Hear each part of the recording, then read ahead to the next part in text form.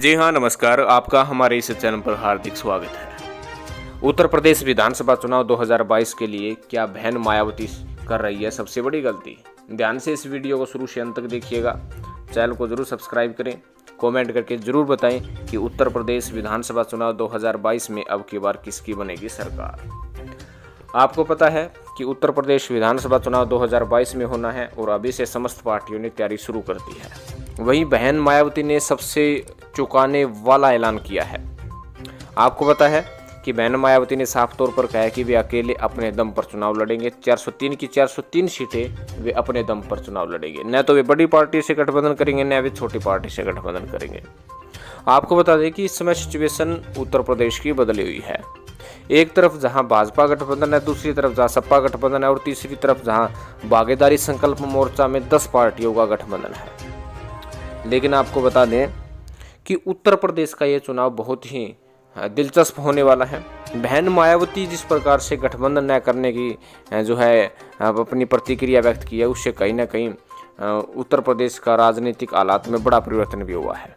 आपको बता दें कि बहन मायावती का जो वोट बैंक है वो ज़्यादातर दलित वोट बैंक है, लेकिन चंद्रशेखर रावण अपनी आज़ाद पार्टी बनाए हुए हैं और दलित वोट बैंक को अपनी तरफ खींचने में भी कामयाबी हासिल चंद्रशेखर रावण करेंगे।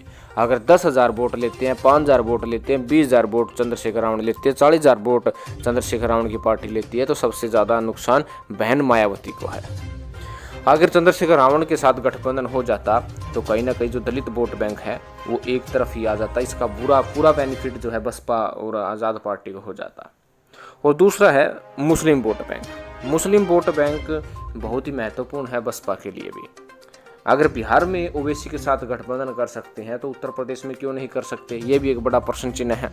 हालांकि दोनों के बीच में वार्ता नहीं हुई, लेकिन वार्ता हो भी सकती थी। लेकिन चुनाव से पहले ही ये प्रतिक्रिया देना कि हम अकेले अपने दम पर चुनाव लड़ेंगे, हम किसी से गठबंधन करने वाले नहीं है, कहीं ना कहीं बड़ा कह सकते हैं कि मायावती जी का फैसला है।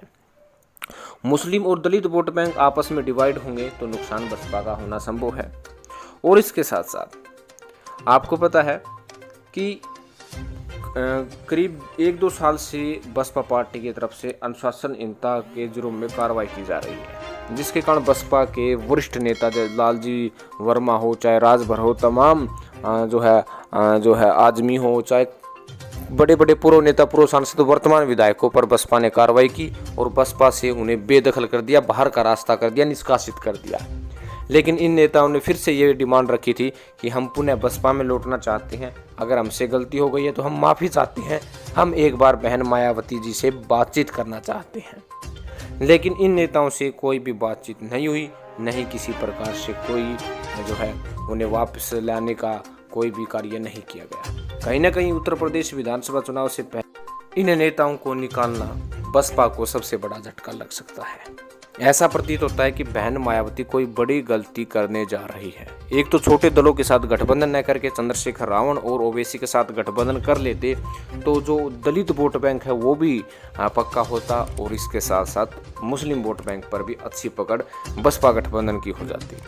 अब जो लड़ाई बहन मायावती कर रही है उसमें ब्राह्मण जो जाति के जो वोट बैंक है वो अपनी तरफ करने में लगी हुई है। जो 12% वोट बैंक पुनः बसपा में लौट आए और जो 22% दलित वोट बैंक यदि अपनी तरफ मोड़ लेती है तो वो 34% पहुंचता है।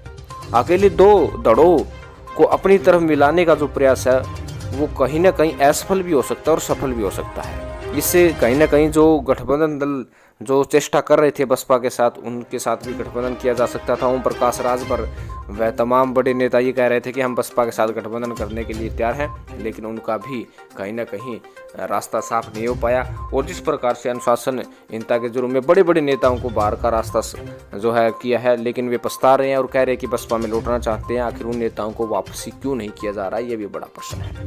क्या ये दोनों बड़ी गलतियां हैं? क्या उत्तर प्रदेश विधानसभा चुनाव बहन मायावती के नेतृत्व में जीता जाएगा बगैर किसी गठबंधन के, बगैर किसी सहायता के? आप अपनी प्रतिक्रिया कमेंट बॉक्स में ज़्यादा से ज़्यादा डालिएगा। चैनल को जरूर सब्सक्राइब कीजिएगा। धन्यवाद। जय हिंद।